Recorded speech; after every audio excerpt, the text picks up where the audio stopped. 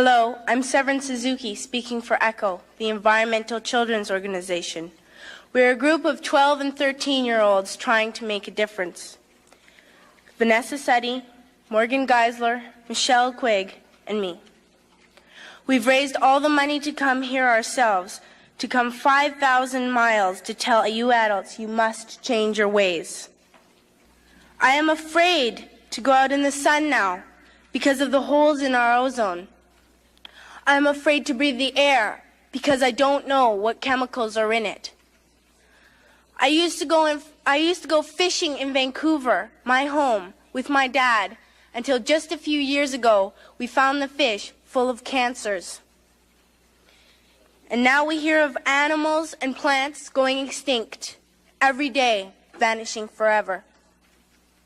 In my life, I have dreamt of seeing the great herds of wild animals, jungles and rainforests full of birds and butterflies. But now I wonder if they will even exist for my children to see. Did you have to worry of these things when you were my age? All this is happening before our eyes, and yet we act as if we have all the time we want and all the solutions. I'm only a child, and I don't have all the solutions. But I want you to realize, neither do you. You don't know how to fix the holes in our ozone layer. You don't know how to bring the salmon back up a dead stream. You don't know how to bring back an animal now extinct. And you can't bring back the forest that once grew where there is now a desert. If you don't know how to fix it, please stop breaking it. Here, you may be delegates of your government, business people, organizers, reporters, or politicians, but really, your mothers and fathers, sisters and brothers, aunts and uncles, and all of you are someone's child. I'm only a child, yet I know we are all part of a family, 5 billion strong, in fact, 30 million species strong. And borders and governments will never change that. I'm only a child, yet I know we are all in this together and should act as one single world towards one single goal. In my anger, I am not blind, and in my fear, I am not afraid of telling the world how I feel. In my country, we make so much waste. We buy and throw away, buy and throw away, buy and throw away, and yet northern countries will not share with the needy. Even when we have more than enough, we are afraid to share. We are afraid to let go of some of our wealth. In Canada, we live the privileged life, with plenty of food, water, and shelter. We have watches, bicycles, computers, and television sets. The list could go on for 2 days. 2 days ago, here in Brazil, we were shocked when we spent time with some children living on the streets. This is what one child told us. I wish I was rich. And if I were, I would give all the street children food, clothes, medicines, shelter, and love and affection. If a child on the streets who has nothing is willing to share, why are we who have everything still so greedy? I can't stop thinking that these are children my own age, that it makes a tremendous difference where you are born. That I could be one of those children living in the favelas of Rio. I could be a child starving in Somalia, or a victim of war in the Middle East, or a beggar in India. I am only a child, yet I know if all the money spent on war was spent on finding environmental answers, ending poverty, and finding treaties, what a wonderful place this earth would be. At school, even in kindergarten, you teach us how to behave in the world. You teach us not to fight with others, to work things out, to respect others, to clean up our mess, not to hurt other creatures, to share, not be greedy. then why do you go out and do the things you tell us not to do? Do not forget why you are attending these conferences, who you're doing this for. We are your own children. You are deciding what kind of a world we are growing up in. Parents should be able to comfort their children by saying, everything's going to be all right. It's not the end of the world, and we're doing the best we can. But I don't think you can say that to us anymore. Are we even on your list of priorities? My dad always says, you are what you do, not what you say.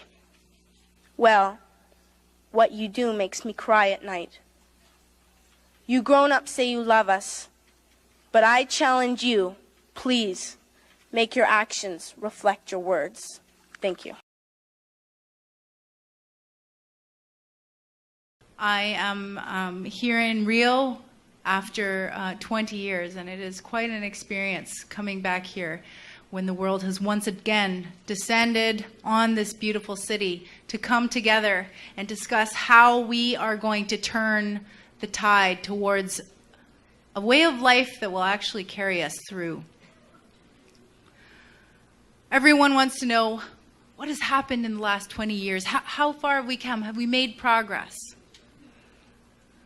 I'm sure some of you saw the paper that came out in the academic journal Nature last week.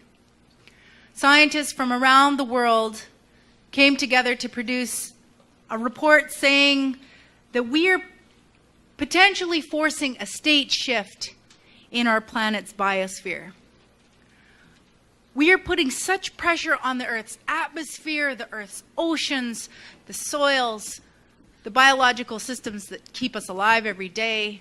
We are putting such pressure that we may be forcing the natural balance to a tipping point, like the one that our planet saw 12,000 years ago with the end of the last ice age. But this time, the transition will be human-caused. We have become a geological force. And it will be orders of magnitude faster than the 1,000-year transition that happened last time. This transition, the scientists say, and the new stable eco-state will not be comfortable for humans. 20 years after Rio, we have not even come close to achieving the sustainable transition that we knew we needed back then. This is the honest truth. We all know this sitting here. Let us be honest. 20 years ago, I believed if I just got through to the world leaders, if I spoke the truth, they had power. They had power to lead our society forward to a better way of living. I began to get invited to more events after Rio 1992. I was invited back to the UN, Rio +5, Rio +10, PrepComs, the Kyoto Protocol. And I gradually realized that there was more to the story. I gradually realized that citizens needed to engage, that the grassroots was where we could really see the solutions, where we could actually find answers, relocalizing, looking to our own communities. We had to get in there. Couldn't wait for our leaders to do it for us. And now 20 years have gone by. I've dedicated my life to this cause like many of you. I see many familiar faces I'm glad to see after so long. 20 years after Rio, the citizen engagement hasn't been enough to filter through to shift the tide. Though our ecosystems continue to decline in a tailspin terrifying to any biologist, the growth of the economy, the success of our current economy remains the foremost for politicians and the institutions clinging to power. And the collusion between our governments and corporations that we have seen rise in the last 20 years is enough to make anyone of my generation totally cynical. Concerned citizens and activists and youth engage. We speak up on local issues, on global issues. We organize and we volunteer and we put our money and we put our energy in good faith that our voices do matter. This is what I've believed for the last 20 years of my life. My voice matters. But it is clear that the current global meta strategy is to turn everything from nature into profit at a rate and at a scale that dwarfs its opposition. 20 years on since Rio, we need nothing short of a massive paradigm shift if we are to make it, if the human race is to carry forward into the future with dignity. Today it's 2012. I'm a veteran environmentalist at age 32. I've committed my last 20 years to trying to influence societal transformation to a way of life that will actually support intergenerational justice. And intergenerational justice is what we are really talking about when we talk about sustainable development. Stopping the intergenerational crimes that we are perpetrating towards current and future human beings who will have to deal with climate change and deal with these legacies. I've done a lot of things in 20 years. I've grown up a lot. But those 6 minutes speaking to the UN 20 years ago, 2 decades ago, remains the most powerful thing I have ever done, the most strongest thing I have done in my life to affect people. Since then, I have received letters from people around the world who can't even express how moved they were. Years later, the internet was invented, YouTube, and the video somehow found its way onto YouTube and has gone around the world and has experienced a rebirth.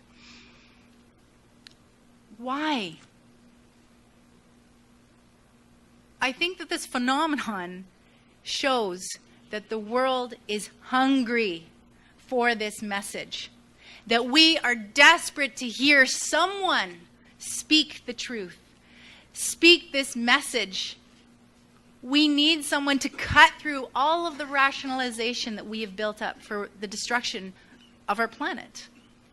And no one can do this better than those with everything at stake, which is our youth. Were any of you moved by that video you saw? Can you raise your hand, please, if you were moved? That video gave me goosebumps. That video is the voice of youth.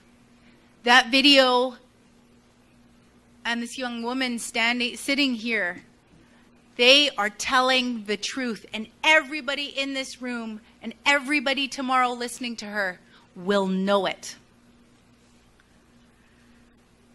The second reason that people are still talking about a speech a 12-year-old made to delegates 20 years ago is because of the most powerful tool belonging to the human race.